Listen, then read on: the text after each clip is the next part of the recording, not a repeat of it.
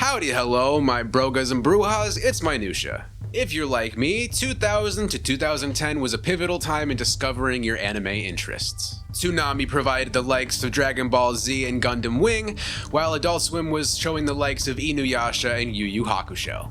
This era was the first foray for many of us into our affinity for animated media, exposing us to some of the greatest animations coming from the East. I personally adore the high contrast looks of older shows here.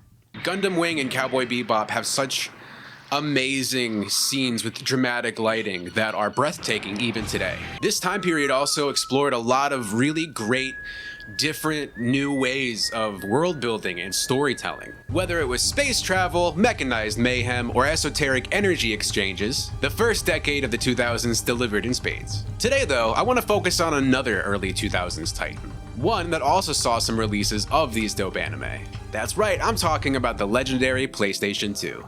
Yes, that black box that defined the 6th generation of gaming, the PS2 had quite the variety of anime-related tie-in titles. In this video, I'm going to showcase a few of these games, share some of my thoughts about them, but mostly reminisce about a time where games came out complete and pizza rolls didn't cost $10 a bag. I hope you'll join me. Obviously, I can't cover every game, so tell me down below which games remind you of the Toonami and Adult Swim glory days.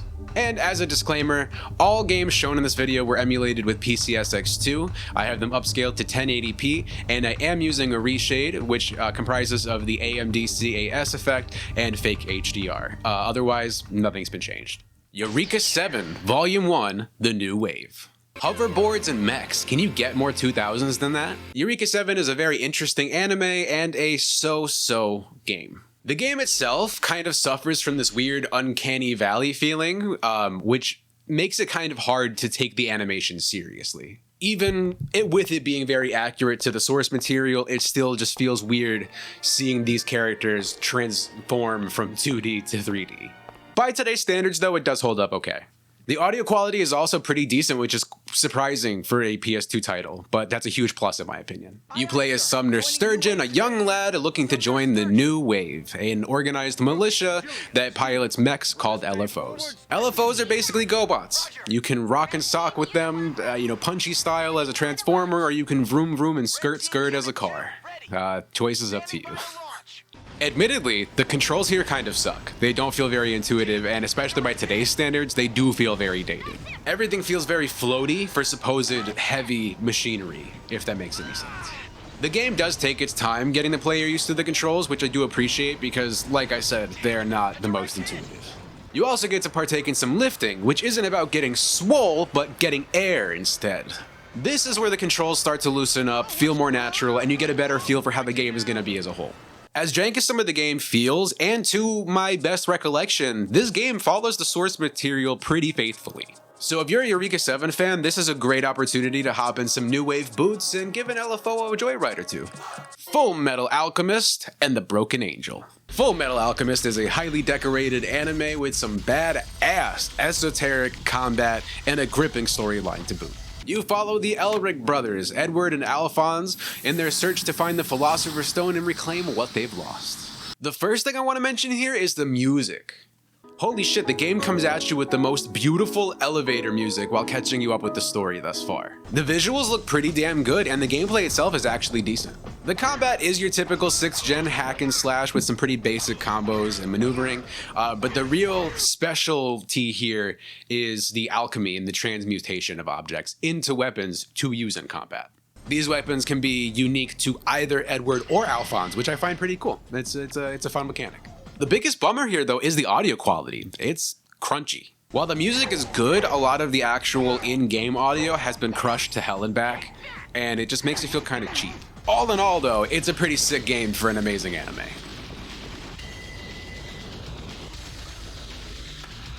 Immortal Grand Prix.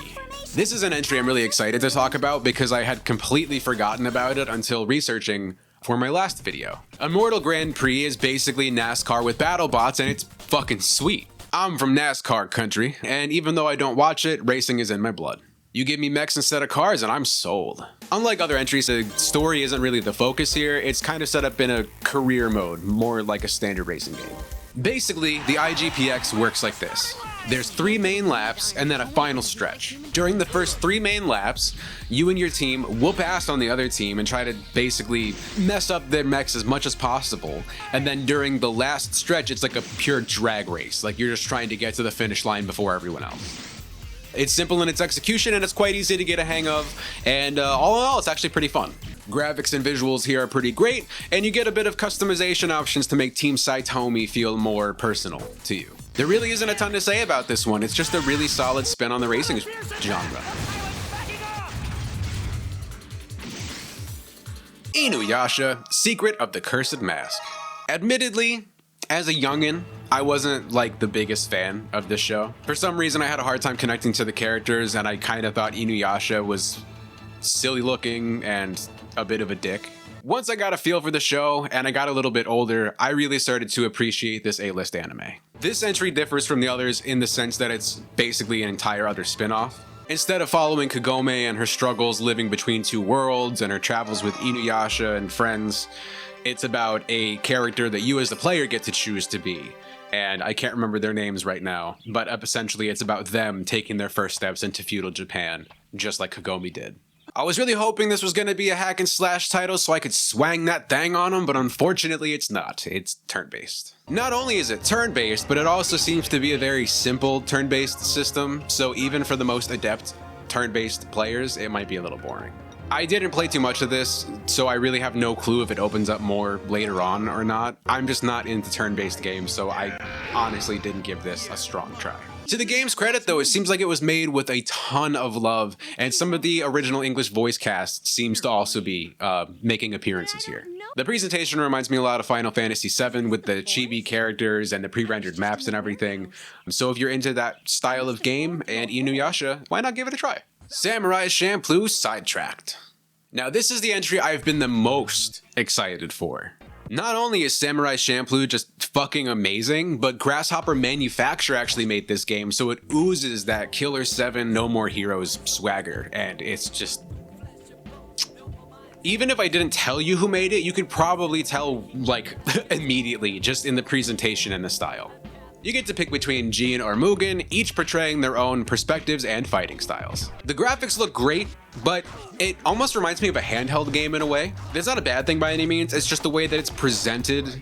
I don't know, it just gives off some wicked handheld vibes, if that makes any sense. I think Grasshopper really nailed the aesthetic of the show and the time period, and it just comes together so beautifully. Combat revolves around records that you collect that can be played on a turntable, each collecting a different set of combos and finishing moves.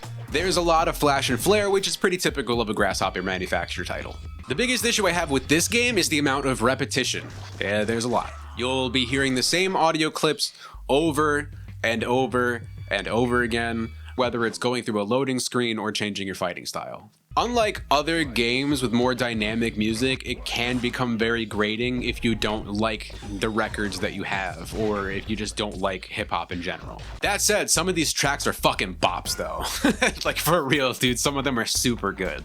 All in all, it's a simple game with a charm that matches its source material, and out of any of the ones that I've referenced today, this is the one that I recommend everyone go play. And finally, Yu Yu Hakusho, The Dark Tournament. I love Yu Yu Hakusho. It is often my first answer when somebody asks me how I got into anime. Truth be told, it's a bit of a slow burn by today's standards with a ridiculously silly amount of exposition and a lot of filler, but as a whole, there just isn't anything else like it. I was so excited to play as my boy Kuwabara and start whooping ass on some folk with the energy sword, but I don't know if it's just my system and me emulating it or if I just suck, but I am not really having a great time playing this game. Everything just kind of feels slow and stubborn, which is very much like Yusuke, but not very fun as a game. The game itself follows the Dark Tournament arc, duh, and does so very faithfully. It slowly brings you through training, getting you used to the combat controls, and then it throws you right into the tournament. I hate to say this, and again, it could just be user error or bad emulation settings, but everything here feels kind of sloppy, more like a movie or a TV show tie-in game than something that's lovingly using source material to create a good fighting game. The models are there, relatively accurate to the source, the special moves are kind of there, but it just doesn't feel very fun to play and sometimes looks bad. It honestly reminds me of the Family Guy PS2 games, and that's not a compliment. If you played this on PS2, let me know if this is typical or if I'm just being a dingus here, because I want to be missing something here. I want to love this game, but I most certainly don't. I am going to keep fiddling with it because, like I said, I do want this to work, but out of all the titles that I've mentioned today on my Adult Swim Toonami list, this is the only one that I don't really recommend anyone playing if it is how I think it is. And that's our trip down memory lane. I often still reminisce about times when it was all dumb phones and CRTs. MySpace was still the prominent social media, and weekends were for playing. Life still sucked, but at least it felt more real. As a kid, having something like Toonami and Adult Swim to kind of grow up and look forward to made a big difference in my life, and it exposed me to a lot of interesting art and media that I might not have otherwise gotten exposed to. So it just means a lot to me in general, as I'm sure it does for a lot of you. What Toonami and Adult Swim related games do you enjoy? Which ones did I miss? Which ones should I check out? Please let me know in the comments down below. If you liked the video, give me a thumbs up, a like, a subscribe, you know, all that good stuff. And if you didn't like the video, let me know why down below. And I will catch you guys on the next one. I've been Minutiae. Thank you for watching. Peace.